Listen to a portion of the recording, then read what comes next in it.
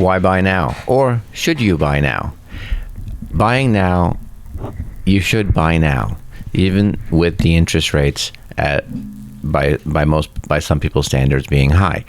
So the interest rates are at 7.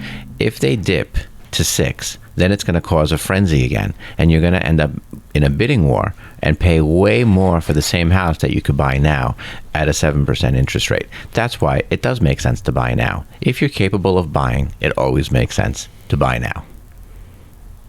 So when it comes to buying, like what do you kind of recommend? Like what should people buy? I think they should buy something that suits their needs, is within their means. Their monthly payment should be what they can actually afford, and they should focus a lot on the cost of the home, not necessarily the interest rate, because if they are capable of buying a home and they can qualify for a loan, it means they actually are able to make that monthly payment according to the bank standards. So that's what I mean when someone says, should I buy? If you're paying rent, it's always going to make sense to buy, unless you have outrageous terms and you're going to be paying through the nose, and even then it might make sense to buy. I bought with slightly outrageous terms, and house prices skyrocketed right after that, so I'm really happy I bought. Bing, that's what I mean. Like, if someone's asking, is it the right time to buy? If you're capable of purchasing and starting to build equity and build wealth, you absolutely should be buying. So when it comes to, like I saw something, and I talked to you a little bit off mic about it. I saw something online where someone had $60K in liquid, and they were actually quite young. They were like 17 years old. They're like the 1% of the 1%. Would they have an OnlyFans? I'm sorry? Oh, did they have an OnlyFans? No, the guy owns... They would have like 600,000. No, the guy owns it's 17. He has like a landscaping and remediation business. I mean, good for him. Awesome. And I saw it on Reddit, so I don't know what part of the country they're in, but the guy was looking into fourplexes and saying, if I live in one and rent out the other 3, would this be a smart strategy, a smart investment strategy? And it got me thinking. I'm like, well, now let's stop for a second, because some people that may actually view me or watch me may not know what a fourplex means. Back in the day, if someone told me a fourplex, I would think something a little different than a 4-family house. 4 individual apartments that can be rented out. Okay. Correct. So that's 4 incomes that can be generated by one property. Mm-hmm. That's an amazing. That's a great property, depending on price, of course. Mm-hmm. So when it comes to that, I mean, is that a smart investment strategy? Oh, to be able to not only have your housing costs paid and make passive income at the same time, I think that's a phenomenal strategy. I mean, there's a lot of logic to owning a 2-family or a 3-family versus several 1-families. There's a lot of logic. You have one building to maintain, you have one grounds to maintain, and it might not even be about the cost overall. It may be about the ability to have the time to maintain multiple properties in multiple locations. So if you can combine it, the best homes I think I've ever sold, or the most lucrative, are I've actually sold 2 different 5-families. We're not in Queens or Brooklyn, so we don't have 10-family hotels and stuff. But a 5-family property, those are few and far between, but they can be the best and most lucrative. And it does depend, Bing. It depends.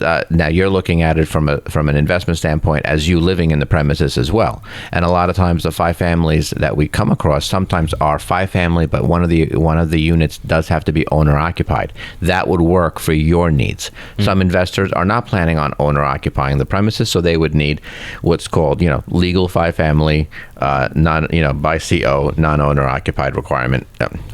So we see a lot of the 2 families, 3 families, 4 families, and yes, there are some 5 families out there here in Suffolk County. So say we look at the upstate market and then our market.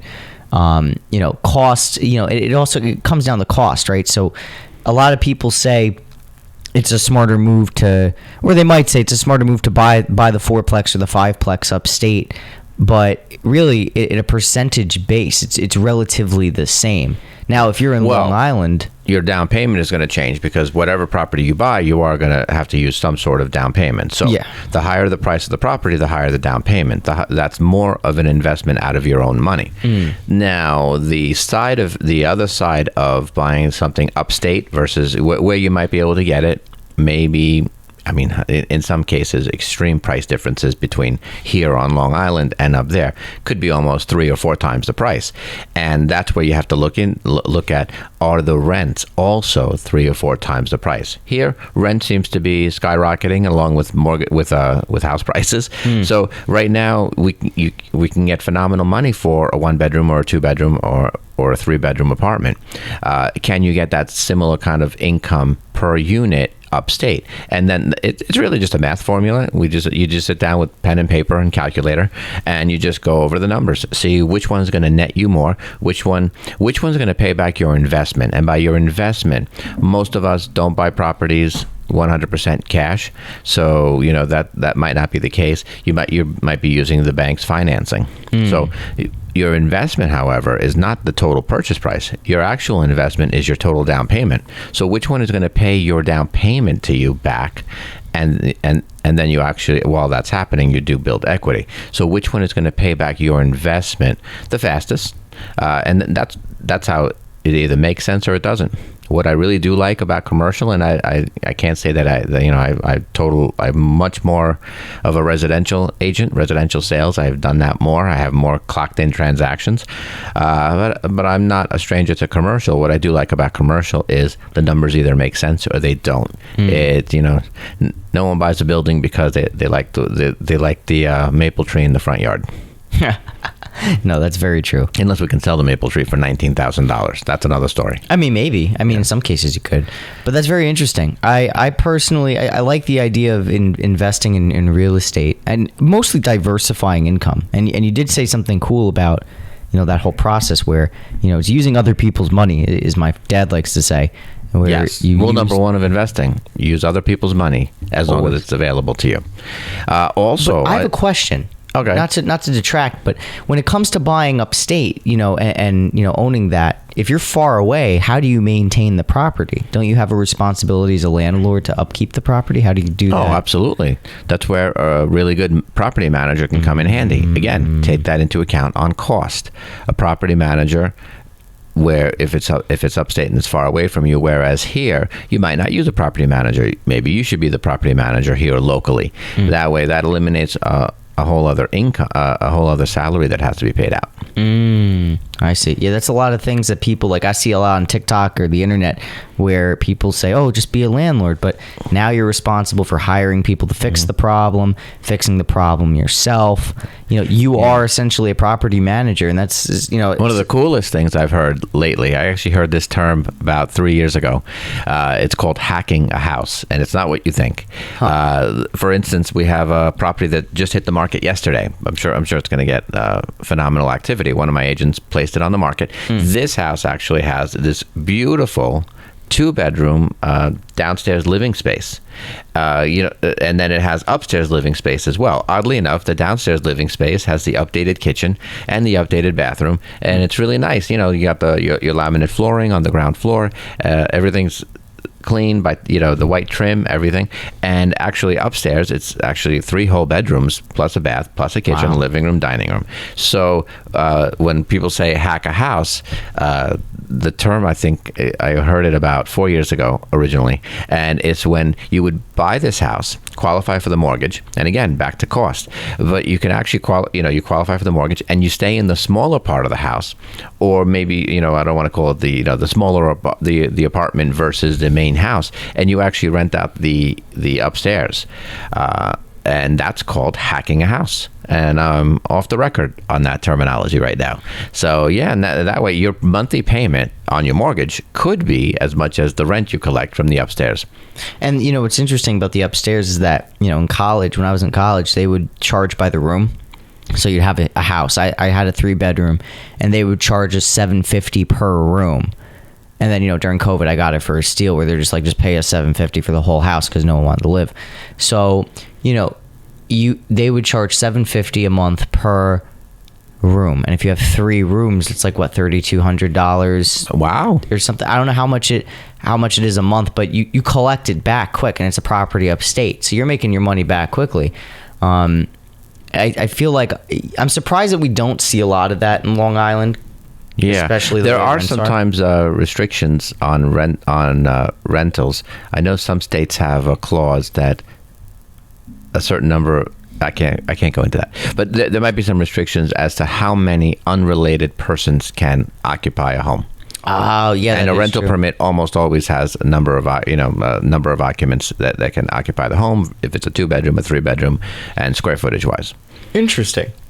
Yes. So for Long Island, if you're someone that's in their 20s and you're looking to invest in a rental property, would you suggest a duplex, a fourplex, a house? What would you suggest to the entrepreneur that wants to invest in real estate renting? I think you have to look at how much money you have to use and go from there. Don't overextend your investment. But definitely try to maximize your investment, because if it's a small margin where you can have a whole other income producing apartment, it might be very well worth it to go up in price slightly. And I think it just depends. It just depends on that. I definitely recommend absentee landlords it's a very difficult spot to be in. I definitely think that people should be local. If you're planning on a 3-family completely separate from you, or if you're going to be occupying it. If you're going to be occupying it, it changes things. It actually probably makes life a little easier. And what's better than getting paid to live in your own house? Yeah. I think that's awesome. And then you can actually it gives you more freedom too and flexibility, because you don't have to worry about the housing cost is the biggest detriment to people's ability to live on their own. It really is. Housing is expensive. Yes. So it's a good hack. The thing there is a statistic that does say that home ownership is the best path and the most likely path to generating wealth. It is. And I could speak from experience. It's amazing what happens once you actually own a home. What happens in your life? What happens? Maybe it's the way you work. Maybe it's the way you think of things. You're building your equity. Every mortgage payment doesn't. I've been very lucky that I've never actually had a landlord or an actual tenant occupy property. So you're not just handing someone X dollars and not seeing anything in return. I love making my mortgage payment. I even love my slightly higher than normal interest rate that I had. I love paying my mortgage payment. It's the best feeling in the world. Because it's freedom. It's yours. Yeah, and I mean, I'll love paying my last mortgage payment. That'll be a really good feeling in the world. How far away are you from that? Oh, I'm a while away. I mean, hey, listen, it doesn't hurt to pay down your principal. So maybe I'm not as far away as I might think. But yeah, technically I should be about 26 years away. Okay. Hey, listen, you know what? House. You get to enjoy it. You're close to it. You'll get it. I mean, if you especially, well, not age-wise, but you know what I mean. Hey, no one knows my real age. Well, I'm just assuming. You're assuming I'm 107. Yeah. Yeah, this should be my 6th mortgage. You look great for 107. Yeah. I feel good for 107. Dude, if I ask any of the coaches at Orange Theory. The most in shape 107-year-old. Right. Hey, listen, I think the folks are going to be interested in our next topic. Which is? I believe it is process versus product. Oh, yes. Enjoy the journey. Don't worry about the destination. Yep. That'll be on the next podcast. So thanks for joining us. Thanks for joining Bing, myself, The Real Ted G. And you can find us on The Real Ted G podcast, Spotify, YouTube, Instagram, and something else, TikTok, and Facebook.